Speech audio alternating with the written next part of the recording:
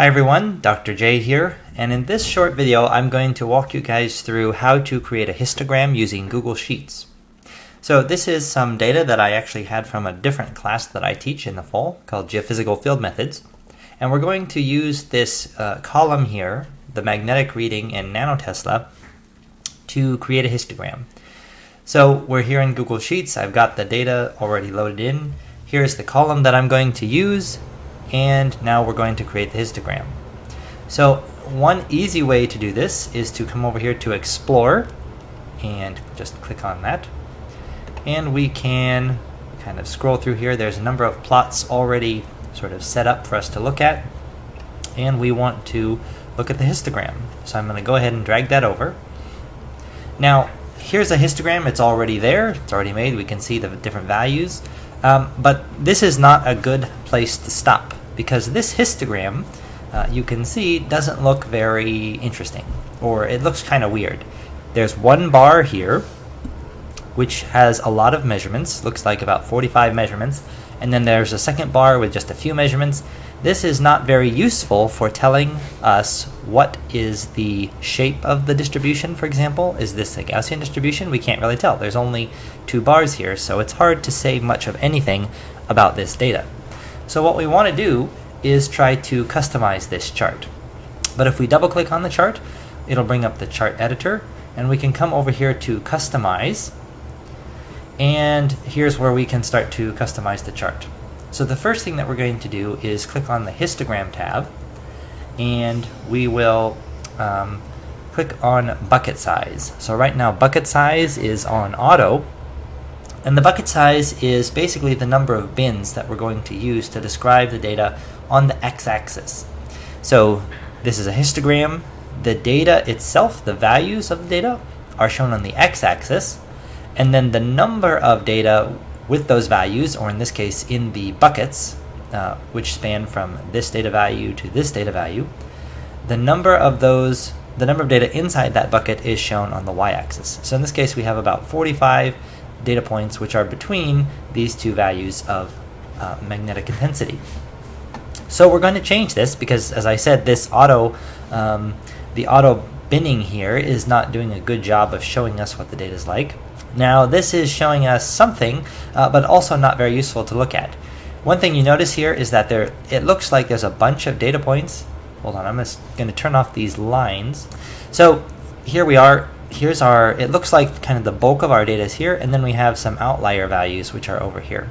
So what we're going to do is come back over here to histogram, and we can specify an outlier percentile.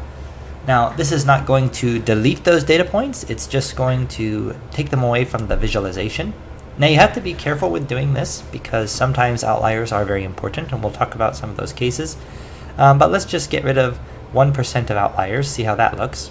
Okay, so now we're starting to zoom in more here to this area of interest. Let's go with 5%. And now that is, I think, going to be good enough for us. But still, this looks a little bit funny. So now let's experiment with this bucket size. Maybe do 2 or 5. I like how that looks with 5. Again, why do I like how it looks with 5? It's because we sort of start to see the shape of the data. So we have the average or center of the data right here in these values, and you can kind of see how dispersed the data is. So we've got a number of values coming over this way, and then a number going over this way. So by kind of changing these values, we've completely changed how our graph looks. This is something that's important to keep in mind when we're thinking about and talking about data visualization. How you present data is extremely important in the effect that the data is going to have. So the original plot, let's just go back to auto for a second.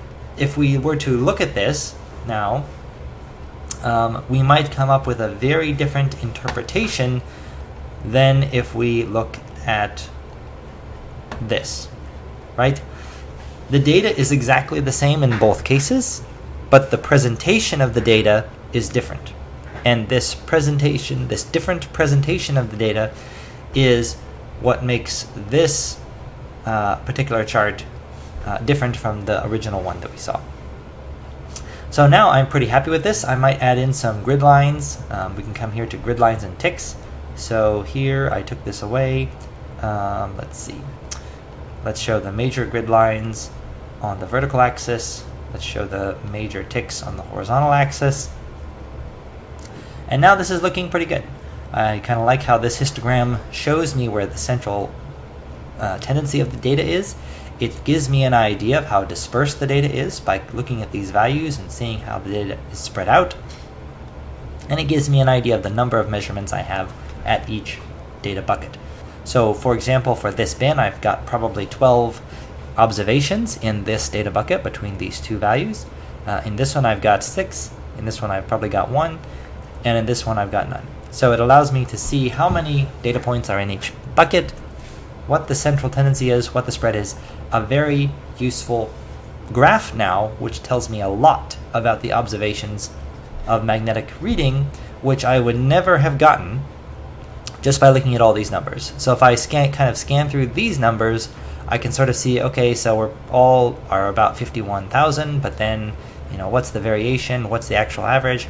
I would never have been able to do that just by looking at those numbers. Now, I could have calculated an average, I could have calculated a variance, but by simply visualizing the data in this way, now I can immediately see a lot of that information about this data set by looking at this histogram.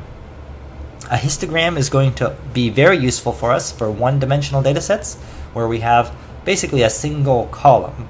So we're looking at a single variable or type of data, magnetic reading, height of adults in the United States, SAT scores for college students. These are all single variable data sets. When we start looking at other more complicated data sets, for example, latitude and longitude might be considered a 2D data set. We have latitude and longitude, two things that go together. We'll need to use other kinds of graphs, and we'll talk about that in another video.